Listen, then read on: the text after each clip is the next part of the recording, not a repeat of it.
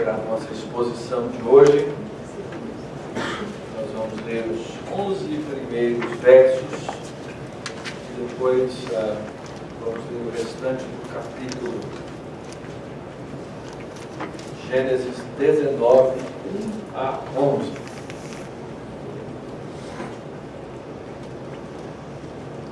Diz assim a palavra de Deus: Ao anoitecer, vieram os dois anjos a Sodoma, cuja entrada estava Ló sentado. Este, quando os viu, levantou-se e, indo ao seu encontro, prostrou-se, rosto em terra. E disse-lhes: Eis agora, meus senhores, vinde para a casa do vosso servo, pernoitai nela e lavai os pés. Levantar-vos-ei de madrugada e seguireis o vosso caminho. Responderam eles: Não, passaremos a noite na praça. Instou-lhes muito. E foram e entraram em casa dele. Deu-lhes um banquete, fez assar uns pães asmos, e eles comeram. Mas antes que se deitassem, os homens daquela cidade cercaram a casa. Os homens de Sodoma, tanto os moços quanto os velhos, sim, todo o povo de todos os lados. E chamaram por Ló e lhe disseram: Onde estão os homens que à noitinha entraram em tua casa? Traze-os fora a nós, para que abusemos deles. Saiu-lhes então Ló à porta, fechou-a após si, e disse-lhes: Rogo-vos, meus irmãos, que não façais mal. Tenho duas filhas virgens, e eu vou-las trarei. Tratai-as como vos parecer, porém nada façais a estes homens, porquanto se acham sob a proteção do meu teto. Eles, porém, disseram: Retira-te daí. E acrescentaram: Só ele é estrangeiro, veio morar entre nós e pretende ser juiz em tudo? A ti, pois, faremos pior do que a eles. E arremessaram-se contra o homem, contra Ló, e se chegaram para roubar a porta. Porém os homens, estendendo a mão, fizeram entrar Ló, e fecharam a porta, e feriram de cegueira os que estavam fora, desde o menor até ao maior, de modo que se cansaram à procura da porta. Vamos orar? Pai, nós rogamos agora que nos dê sabedoria para entender a tua palavra.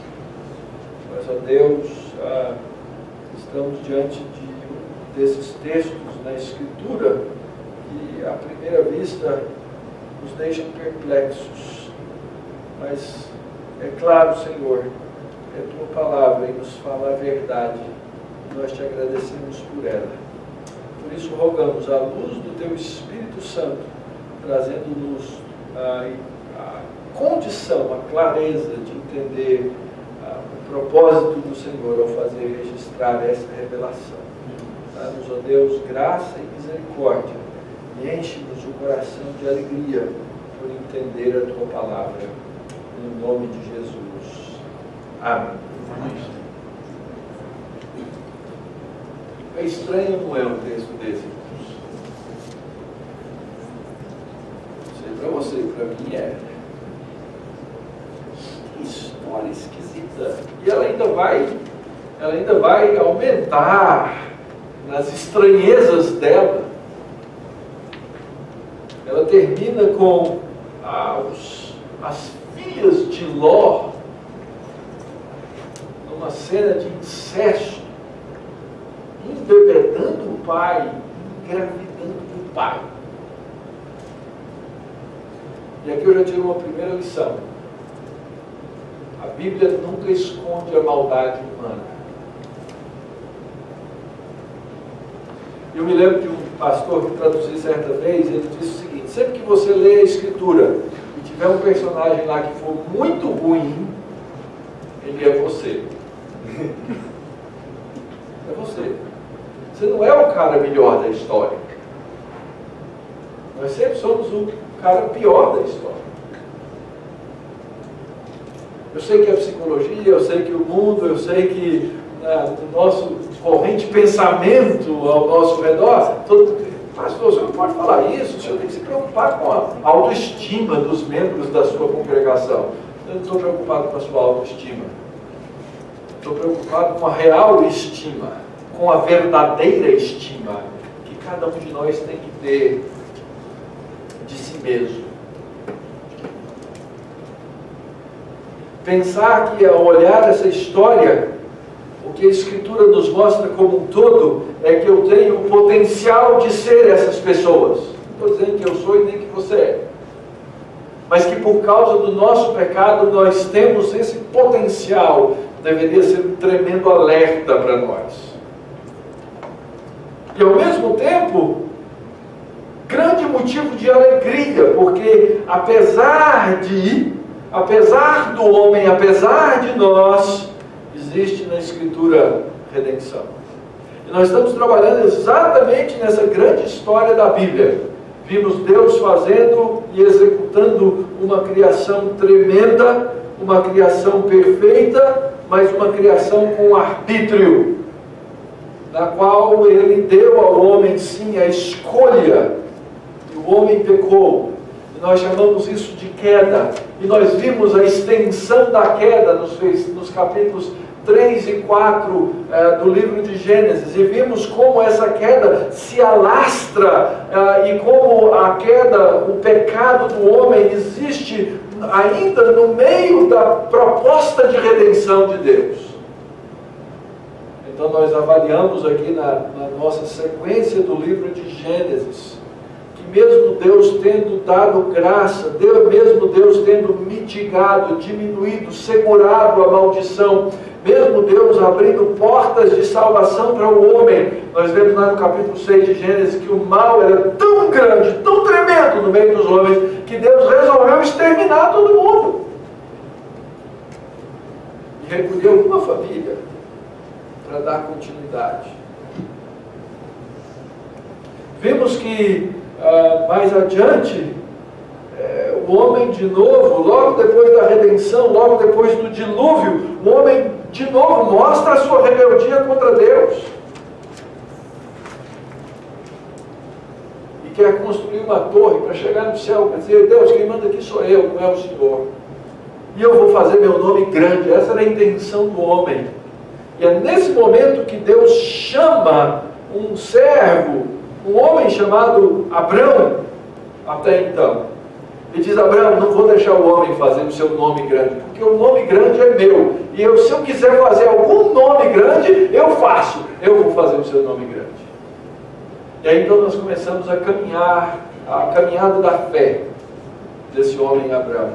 Vimos o seu chamado, vimos que Deus o chama para ser uma bênção, para abençoar todas as famílias da terra. E nesses passos, nessa caminhada de fé desse homem chamado Abrão, nós vemos a escola da fé. Como é que Deus ensina o seu servo, o seu filho, a amadurecer na fé, até chegar na terra de Deus, até chegar na presença de Deus. Uma longa caminhada, cheia de desafios, cheia de tropeços, cheia de quedas, mas sempre revestida da misericórdia de Deus, e da fé que Ele dá ao homem como um dom. E ele creu. Isso lhe foi imputado para a justiça. A aliança de Deus é confirmada para Abraão. E ele continua na caminhada. Chegamos ao capítulo 17 do livro de Gênesis. E Deus aparece mais uma vez para dar um pito em Abraão. Pito!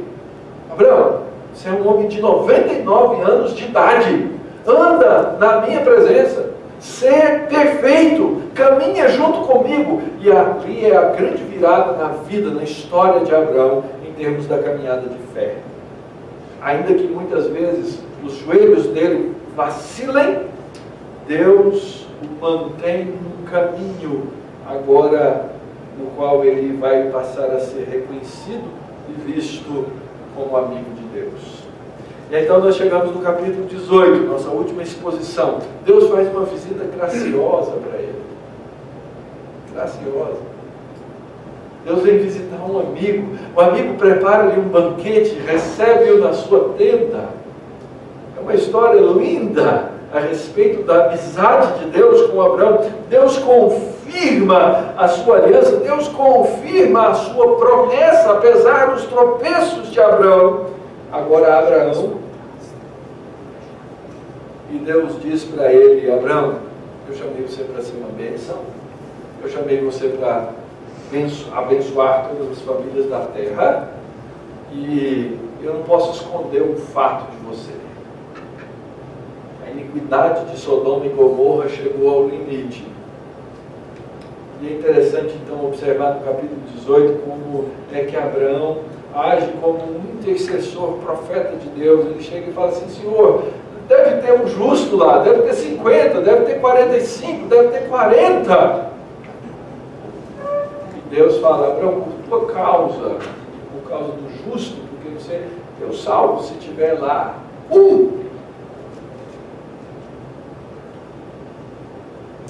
E havia e o foi salvo, mas a cidade não. Essa é a história do capítulo 19. O capítulo 19 é um capítulo de muitos contrastes.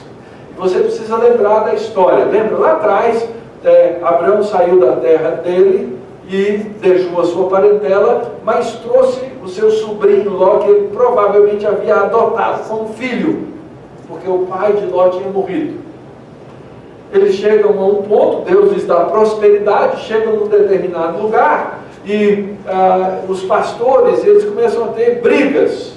Abraão, para evitar a briga, diz assim: Ló, faz o seguinte, vai para um lado que eu vou para o outro. E tem um detalhe, Ló, você pode escolher. Ló, esperto, olhou as campinas, viu tudo legal, tudo bacana, tudo verdinho, disse: eu quero aquele campo lá. Deixou para Abraão as pedras. E Ló vai para as campinas, e nessa campina existem essas cidades, Sodoma e Gomorra.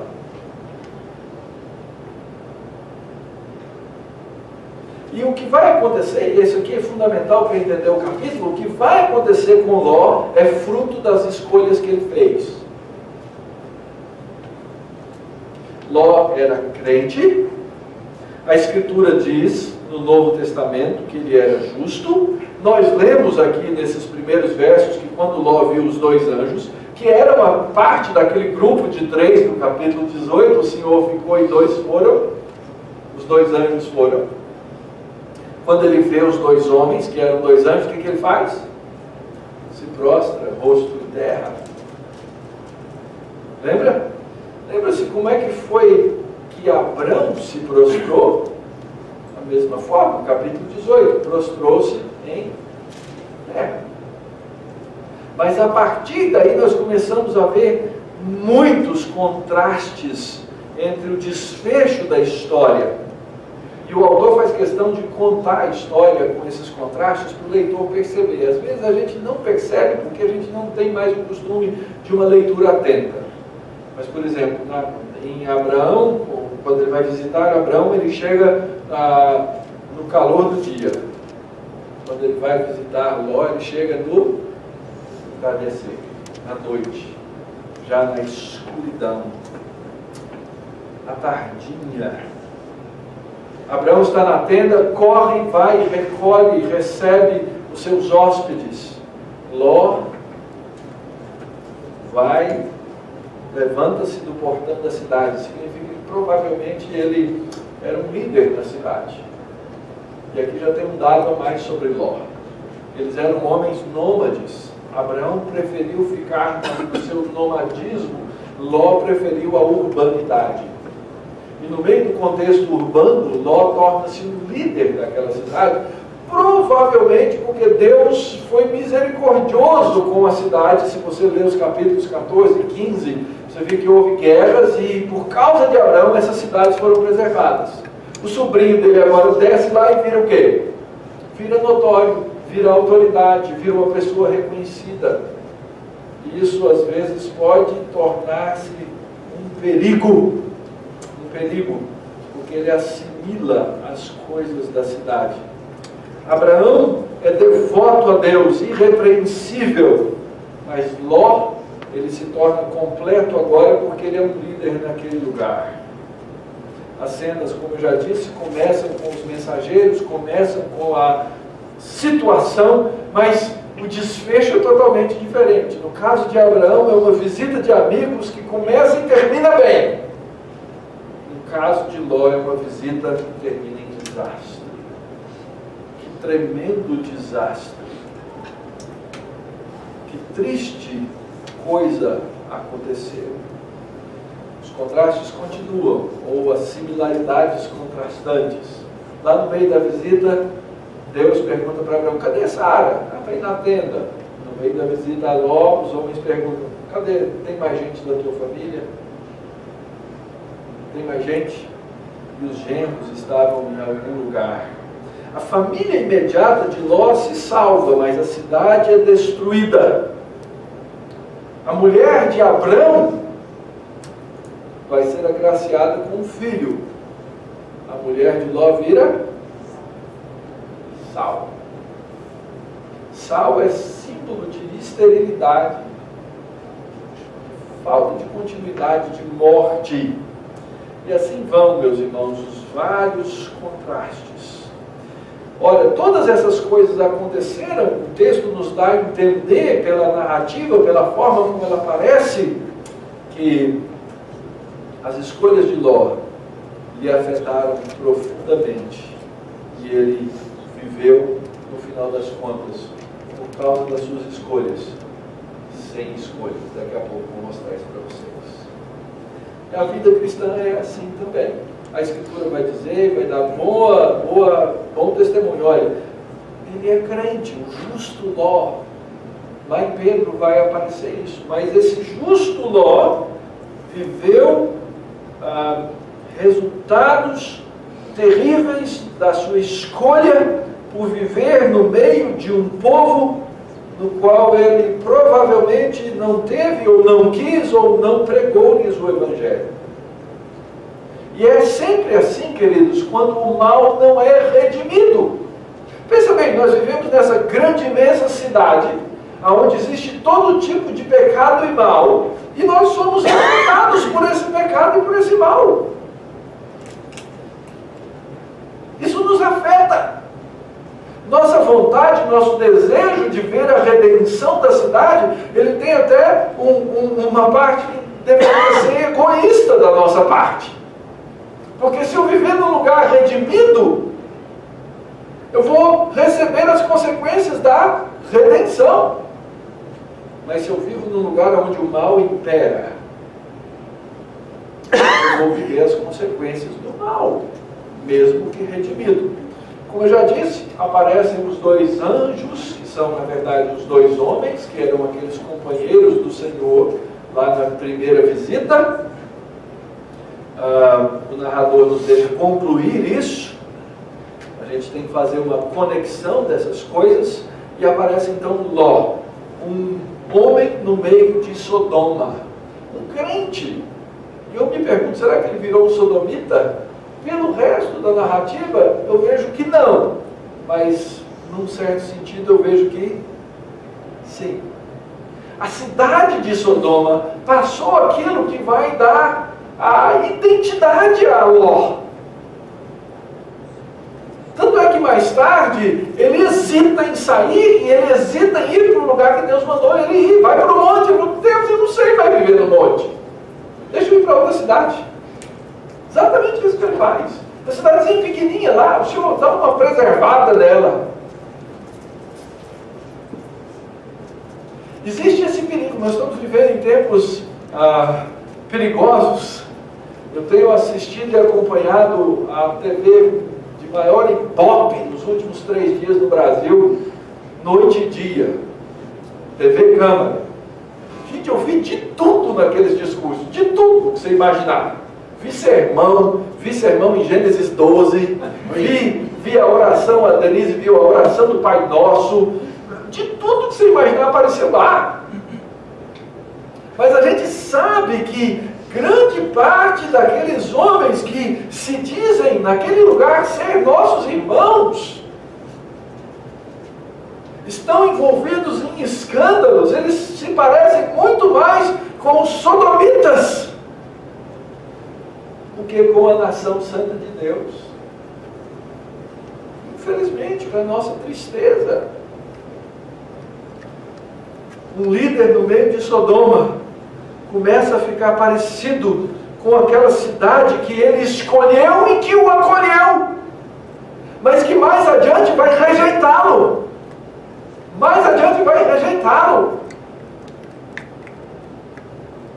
Ló cumpre o seu papel, nós já falamos sobre isso extensivamente na última exposição, sobre a hospitalidade necessária na vida do cristão.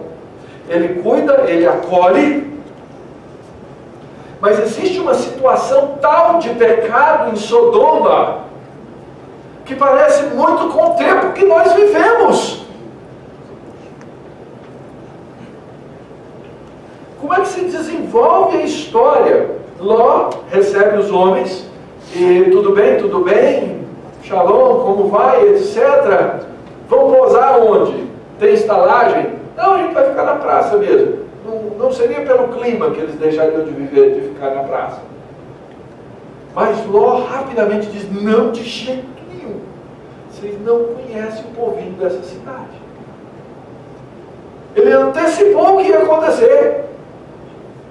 Você não sabe o que acontece nessa cidade quando as trevas vêm sobre ela. Por favor, vá para minha casa.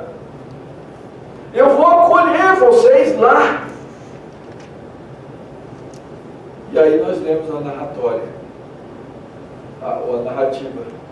Ele instou, entra, ele dá um banquete, faz assar os pães asmos de novo, sem o fermento, tinha que ser rápido.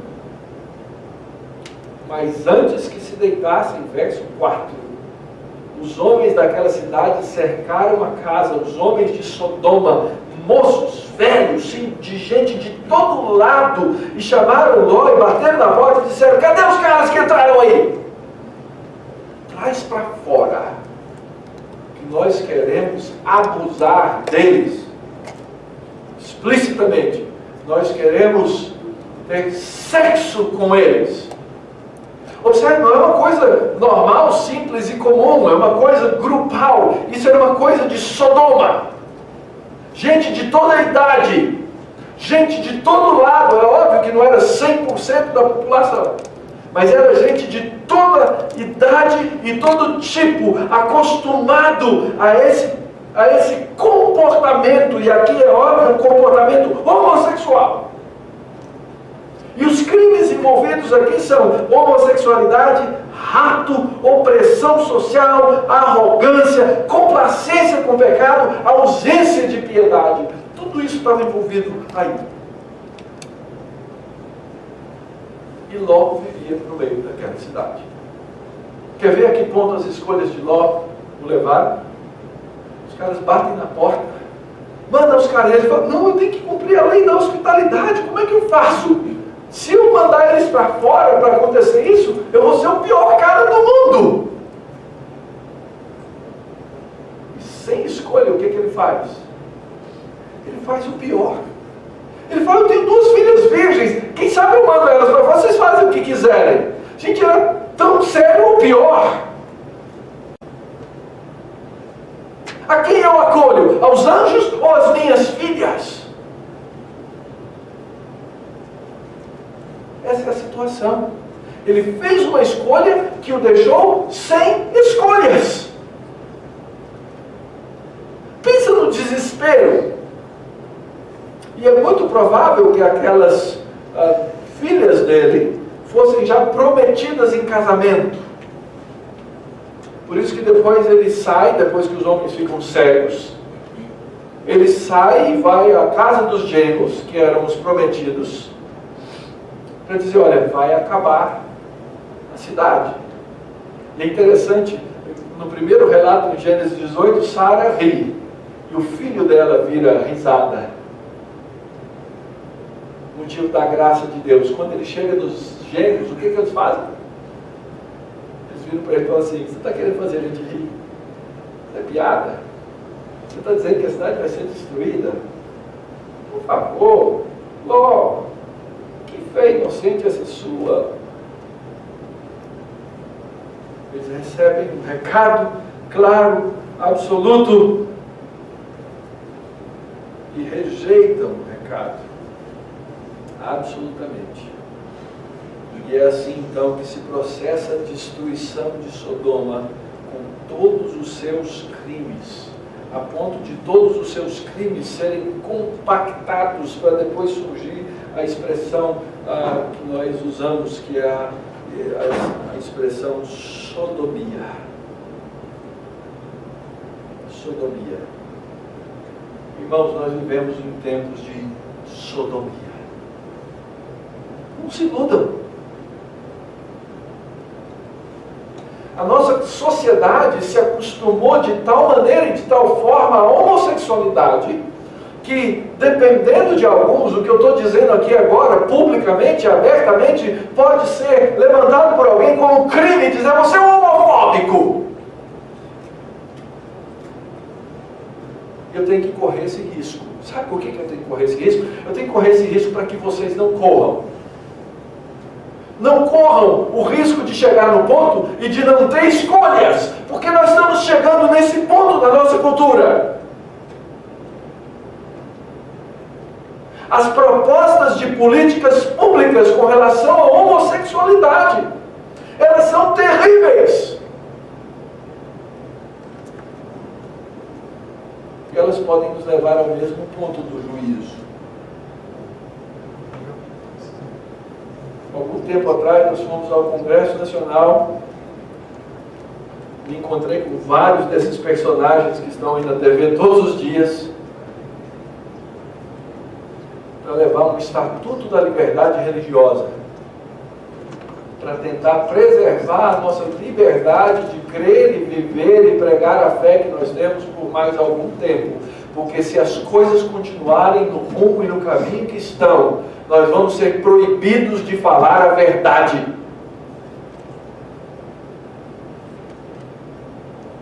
Essa semana saiu no jornal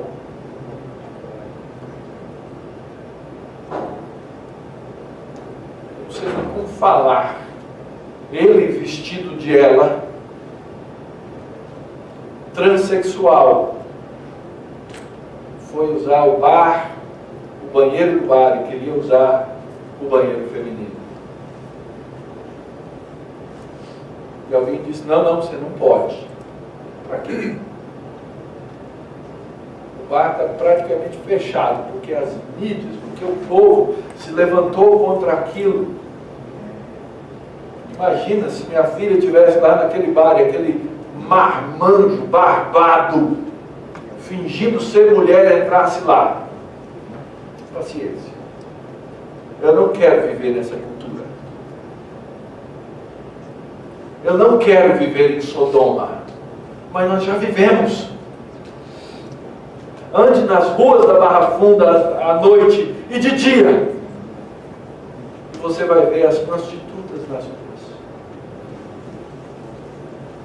carecendo de graça, carecendo de misericórdia, carecendo de evangelho.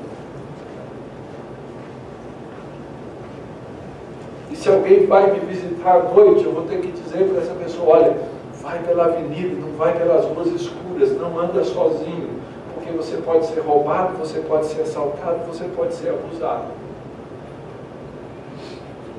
É ou não é a mesma coisa?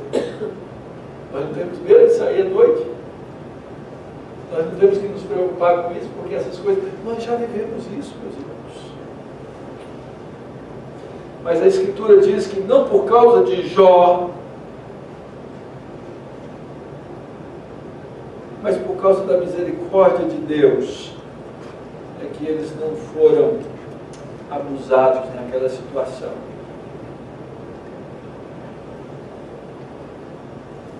Imagina a turba chegando na porta da sua casa, batendo, gritando: tira para fora, porque nós queremos abusar. Nós sai uma atitude de: pelo amor de Deus, não façam isso, eu estou olhando, eu não posso fazer. E eles pulam para cima. Ele fecha a porta. E não fosse o milagre dos anjos de fazer os cegos, o fim da história seria diferente. Graças a Deus que Ló teve o bom senso de protegê-los. Deus nos livre de não ter escolha como ele teve no momento de loucura, fez o que fez, e as consequências vão aparecer lá na frente. Mas quando o mal não é redimido, esse é o mundo no qual nós vivemos. Esse é o mundo no qual nós vivemos. Como é que Deus livra?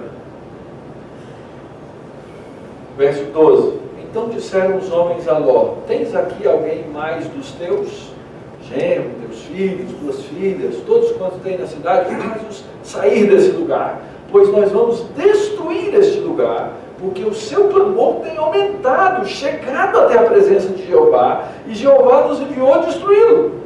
Então saiu Ló e falou a seus genros e aos que estavam para casar com suas filhas, e disse: levantai-vos, saí desse lugar, porque o Senhor há de destruir a cidade. Acharam, porém, que ele gracejava com ele.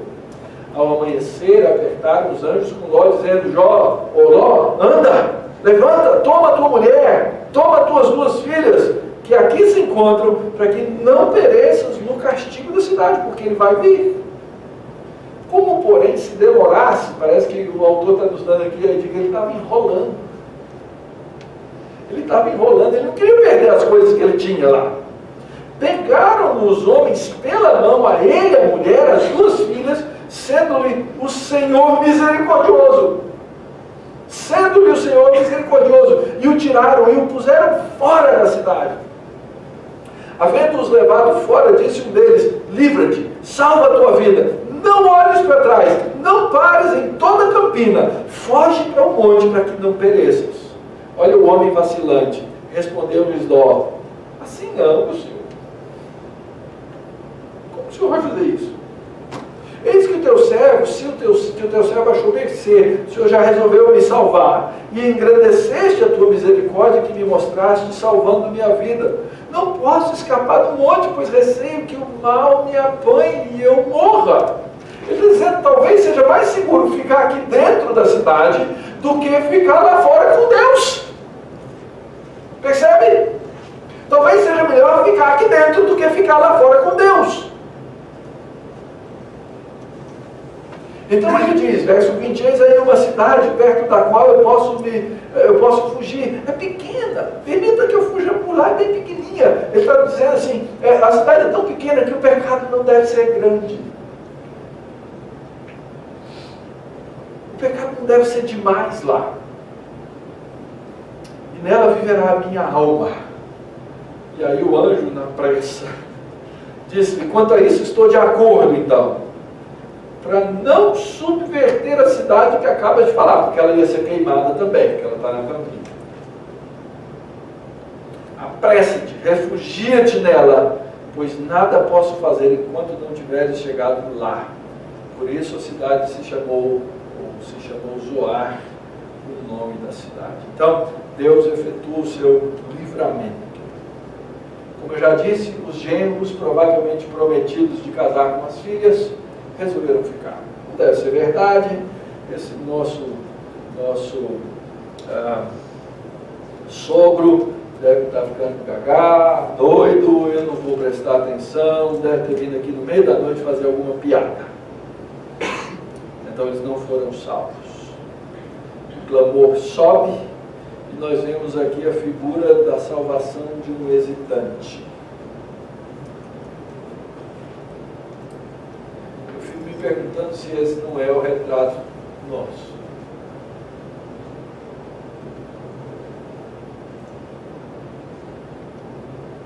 Deus já mandou Jesus Cristo.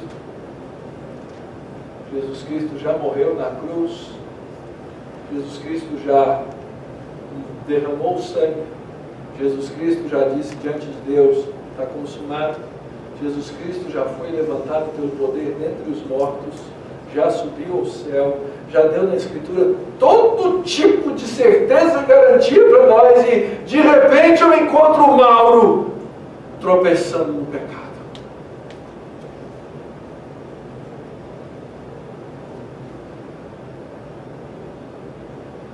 Deus salva até os hesitantes. E estes somos nós. Sabe por quê, queridos? Porque a salvação de Ló, assim como a minha e a sua, não é fruto da minha fé pessoal, não é fruto da minha justiça e capacidade, mas é fruto da misericórdia que eu recebi em Cristo Jesus. E o que Deus diz hoje para nós é: fuja do pecado, fuja de Sodoma, corra para longe de Gomorra, porque elas serão destruídas. Antes que isso aconteça, entretanto, Deus diz: ame esse povo, pregue a sua palavra, encontre os meus eleitos no meio dela. É a mesma coisa que então, agora o contraste é o contraste de similaridade. Porque lembra, Abraão intercedeu por Sodoma e Gomorra. E agora nós vemos a misericórdia de Deus salvando um homem e a sua família. E agora Deus salvando uma outra cidade que depois passou a chamar-se Zoar, que foi salva na base da compaixão e da justiça misericordiosa de Deus em Cristo Jesus. Quando o anjo diz assim: não destruirei, eu enxergo a graça de Deus brilhando em cima daquela cidade.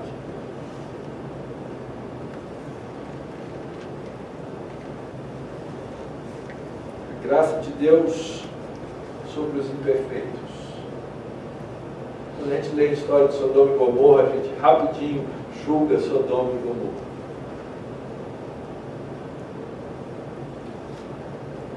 Mas nós deveríamos lembrar que o livramento que nós recebemos, assim como o de Ló, é um livramento baseado nas misericórdias de Deus.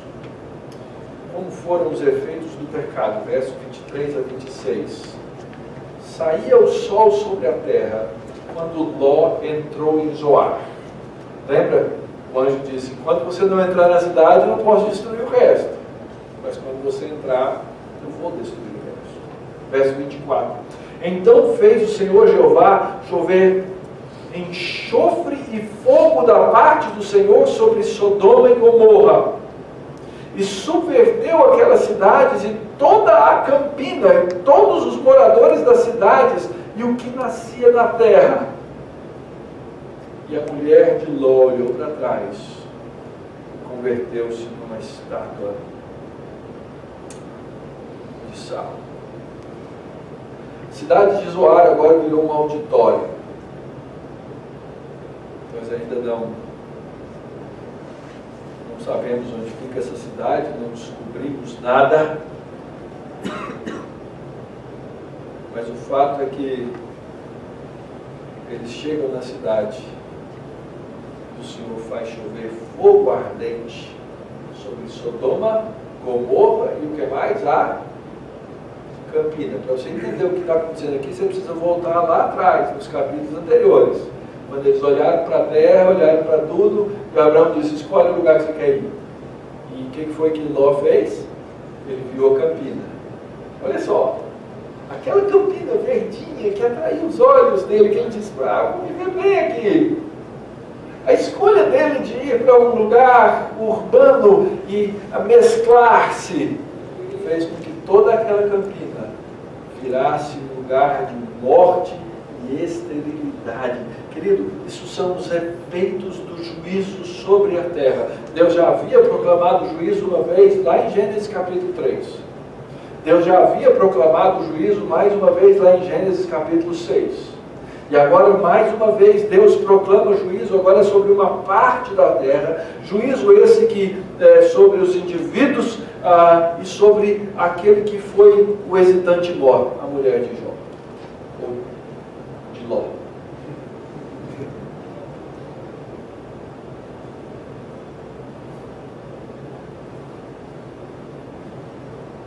Quem puser a mão no arado não pode olhar para trás.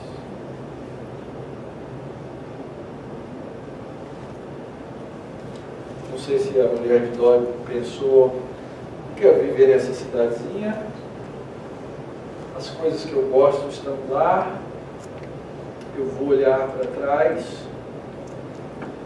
diz que toda a planície foi destruída e no meio dela a mulher de Ló que virou a estátua de sal. Essa região, lá na região de Israel, no deserto, é a região mais baixa da face da terra. É onde fica o famoso Mar Morto. Eu já expliquei para vocês, sabe por que chama Mar Morto? Porque ele é morto, não vive nada nele. Você pegar um copão de água do Mar Morto e beber inteiro, você morre. Te intoxica. É mortal. E aquele lugar passou a ser conhecido como lugar da esterilidade, da desolação. Você passa lá fazendo turismo, tem uns caras vendendo na beira da estrada que não vende maçã do amor, lá eles vendem maçã de Gomorra. Né? Igualzinho aquelas maçãs do amor que eles têm. Nós temos a capacidade de brincar com o pecado. Tem como são várias formações salínicas lá no meio do Mar Morto, tem os pilares de sal. Aí você passa lá e diz, lá é a mulher de Ló e tal.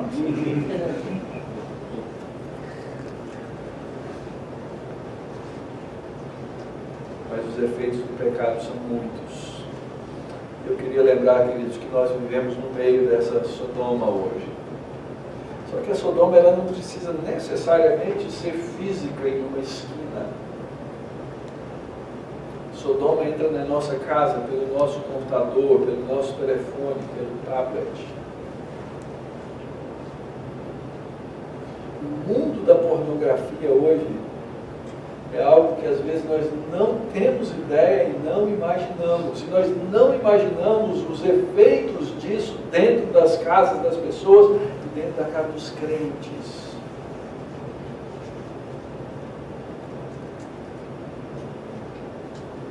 Compara-se o vício à pornografia com o uso de cocaína. Aqueles que são viciados em pornografia precisam de tratamento para se livrar. E não se iluda, ninguém se livra sozinho.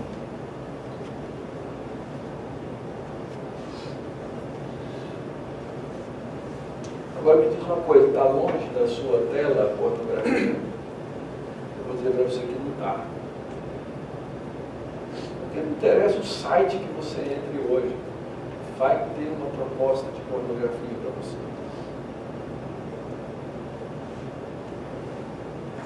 E você, homem ou mulher, talvez em diferentes proporções,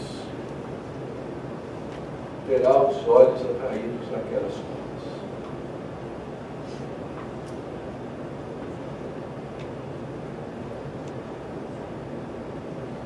Eu já tive a oportunidade de aconselhar homens que acharam, não, eu consigo me livrar fácil disso. Se casaram e destruíram seus casamentos. Porque não conseguiram, nem casados, se livrar. Eu já conheci homens que depois de casados tiveram suas vidas afetadas pela pornografia. É um dos maiores males que existe hoje no meio do mundo no qual nós vivemos. Aliás, é uma das maiores indústrias. Vale bilhões e bilhões e bilhões. E chega dentro da sua casa com 2 cliques.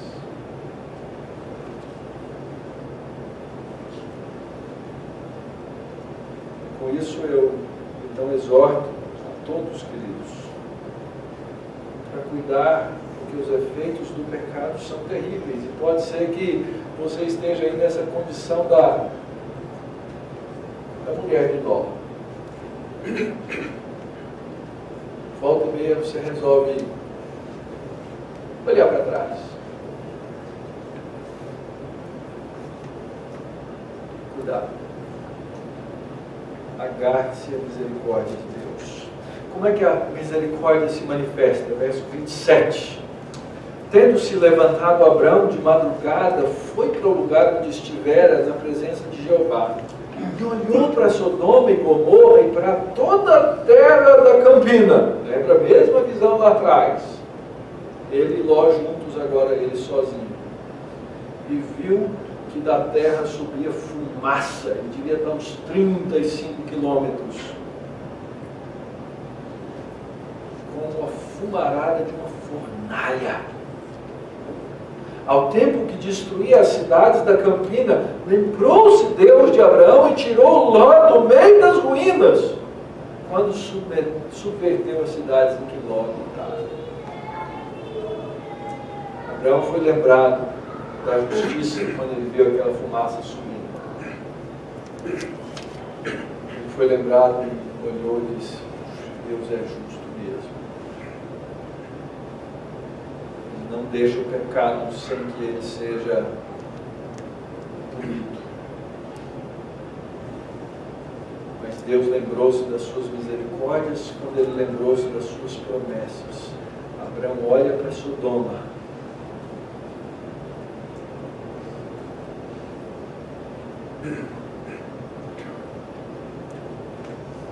E Deus lembra-se de Abraão.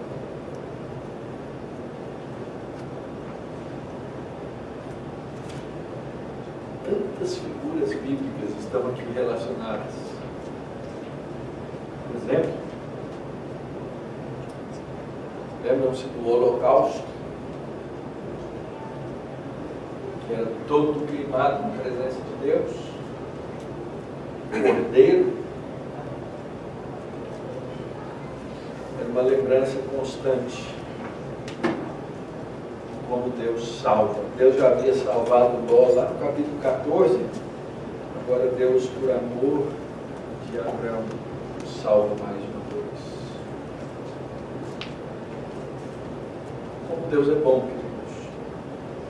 Quando eu fico olhando, imaginando e pensando em tudo que Deus colocou junto nesse universo para que eu pudesse ter redenção. Quando Ele enviou Cristo ao mundo, para que eu pudesse ser remido dos meus pecados. Como Deus é bom. O último trecho da passagem, nesse capítulo,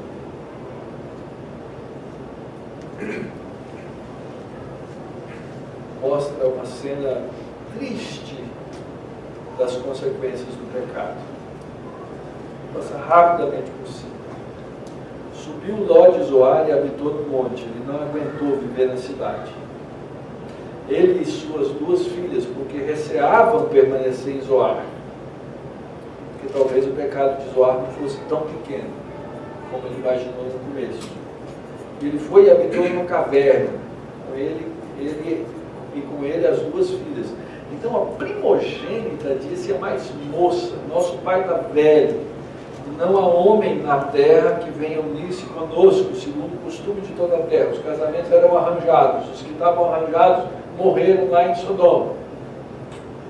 E elas pensaram assim: vou ficar solteirona, eu não.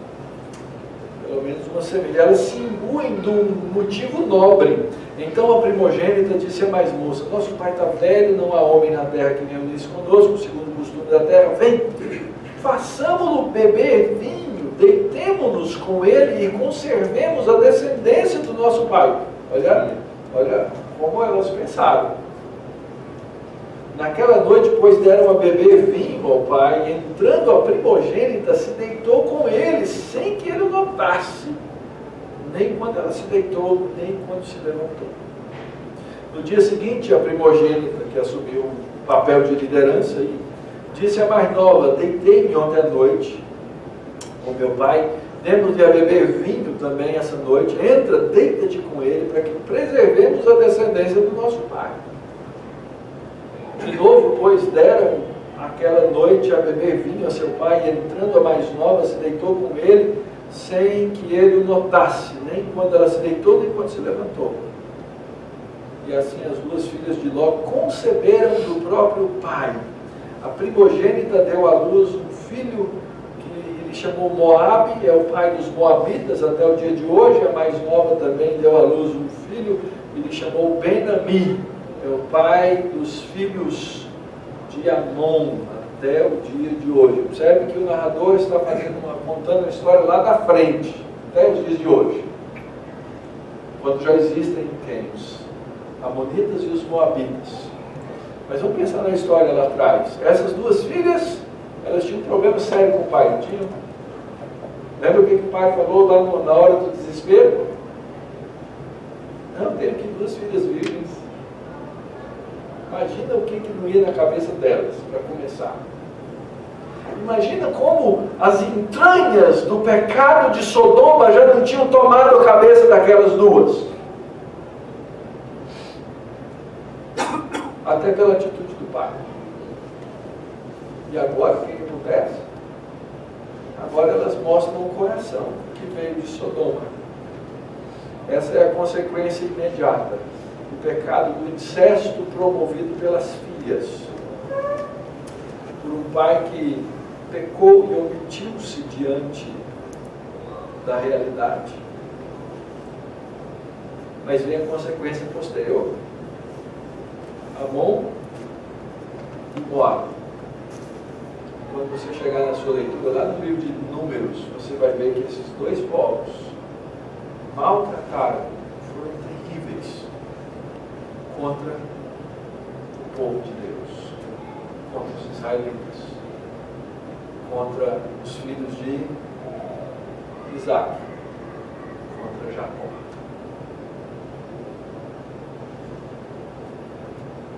O pecado tem consequências, queridos. E às vezes nós pagamos tristemente, dolorosamente, por causa dos pecados que cometemos. O que a gente faz então, queridos? Lendo todas essas lições que estão aí no nosso texto. Primeira coisa, nós temos de novo a lição da hospitalidade. A hospitalidade de Abraão foi muito bem desenvolvida, a hospitalidade de Ló foi bem atrapalhada, mas ele fez o que ele podia naquela hora, do jeito, na situação que ele vivia. Isso é importante. Nós temos que aprender a ser um povo hospitaleiro. Aliás, o Novo Testamento vai dizer que nós temos que cuidar, pode ser que a gente esteja recebendo quem? Anjos. E certamente o autor de Hebreus refere-se a esse contexto. A hospitalidade é uma coisa e uma marca da nossa vida cristã. Nós precisamos aprender a fazer. Segunda coisa, quanto à homossexualidade, lá e hoje, nós temos que entender o problema da homossexualidade, porque é uma coisa que atinge a raça humana, não é uma coisa nova, é uma coisa muito antiga. A questão é que na nossa cultura, que está se tornando pós-cristã, a homossexualidade está se tornando um estilo de vida aceitável e desejável. Como dizem os amigos, é melhor ir embora antes que se torne obrigatório. Porque correndo o risco de chegar lá. Quantas histórias tristes e terríveis do passado e que agora voltam a mostrar-se de maneira culturalmente aberta. A homossexualidade sempre existiu, sempre aconteceu. Mas houve um tempo que era motivo de vergonha. Hoje é motivo de orgulho. Orgulho na nossa cultura e sociedade. O pior, tornou-se tal que o Estado e o governo se tornaram emissores disso. Eles são os emissários, eles querem promover, eles dizem que isso é verdade, eles dizem que isso é o bom. E você vai às vezes discutir com um crente e ele vai dizer assim: e o que você tem a ver com o que os outros fazem dentro do quarto deles?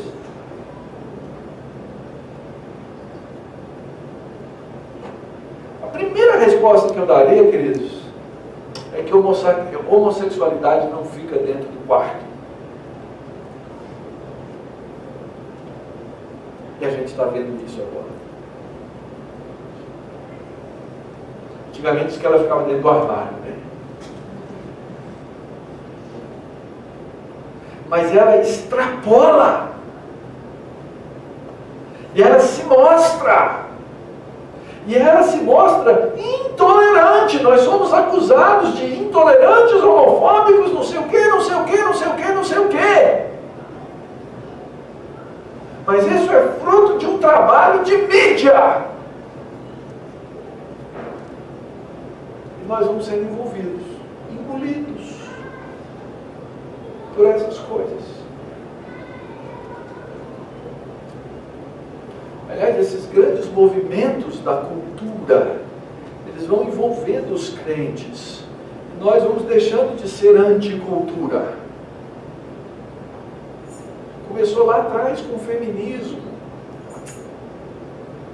Queridos, a essência do movimento feminista é rebeldia contra Deus.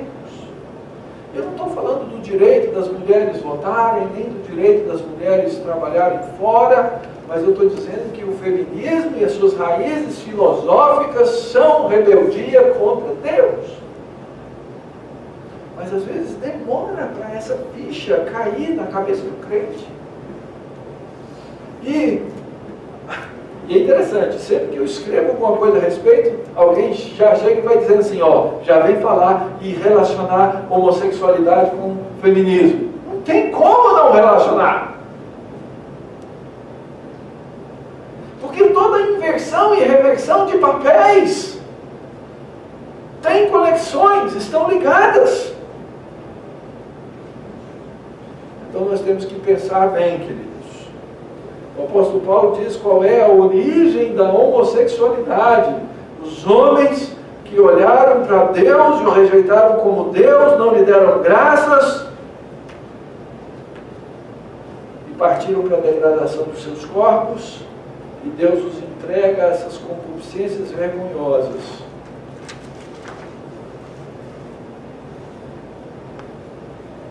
Mas ao mesmo tempo nós aprendemos sobre justiça e misericórdia de Deus. E nós vemos mais uma vez aqui o padrão da justiça de Deus. Lá em Gênesis capítulo 3 diz que Deus vem no jardim para fazer a investigação. Lá no capítulo 6 Deus aparece para quê? Para fazer a investigação. Agora de novo Deus vem e faz o quê? Ele manda os 2 anjos lá dentro da cidade. Confere. Deus não é injusto. Essa é a lição. Ou seja, se Deus pune e se Deus traz juízo, é porque Ele vê, enxerga, sabe do pecado e quem é o culpado do pecado. Não se muda. Mas Deus é injusto porque não há pensamento mais tolo do que esse. A justiça de Deus tem um padrão. E a misericórdia de Deus é tão grande no seu padrão de justiça, que Ele salva perversos por causa dos justos. E no final das contas, Ele manda o justo para morrer no lugar do pecador. No meu lugar, no seu lugar. Isso deveria nos fazer dar glória a Deus.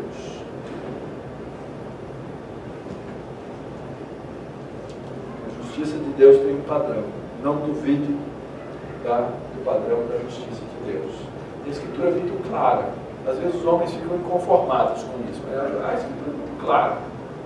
Deus diz que existe uma punição para a injustiça. Que essa punição é eterna e que Ele vai executar. Isso só me faz dar graças a Deus, porque Ele me livrou de entrar nessa punição eterna. Por último, lembre-se,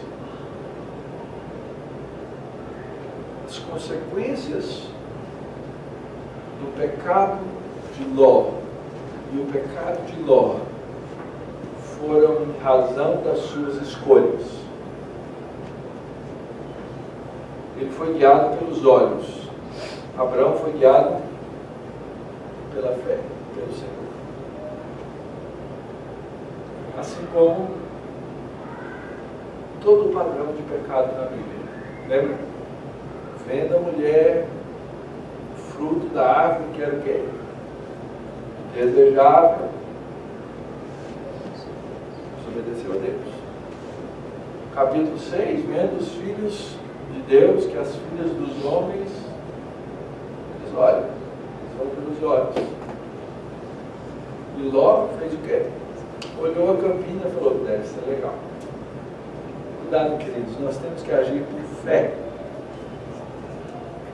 Ele ficou fascinado por aquele vale, cheio de verde, de luxúria, e achou que era bênção.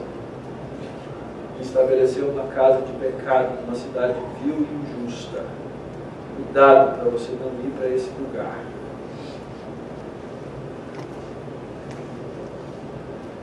Eu acredito que Ló foi sincero na sua escolha, mas foi absolutamente atrapalhado e terrivelmente pecador por causa do ambiente que ele vivia. Cuidado com o ambiente que você vive. Cuidado com as escolhas que você faz. Cuidado com as amizades às quais você se apega. Por isso que o povo de Deus é tão importante. Não se deixe corromper por aquilo que você tem a tendência de abraçar.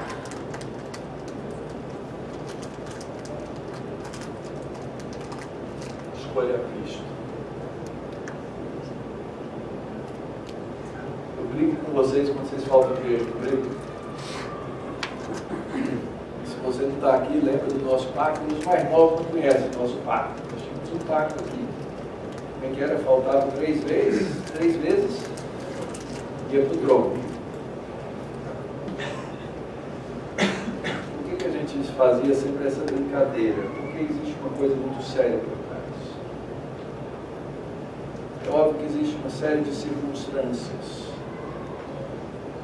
mas em tese o que Deus quer que você construa suas relações no meio do povo dele, porque esse povo quer ser um povo santo. Esse povo que quer ser um povo santo quer adorar e glorificar a Deus. E nós somos a força, a maneira de Deus nos abençoar e de entender a dimensão do amor dele. É isso que Paulo diz. Junto com todos os santos. Ló foi para um canto do pecado. E se deixou envolver por ele. Que o Senhor te traga para perto cada vez mais do povo de Deus. Não deixei de nos congregar. É no meio do povo de Deus que nós vamos ser alimentados da bondade e da fidelidade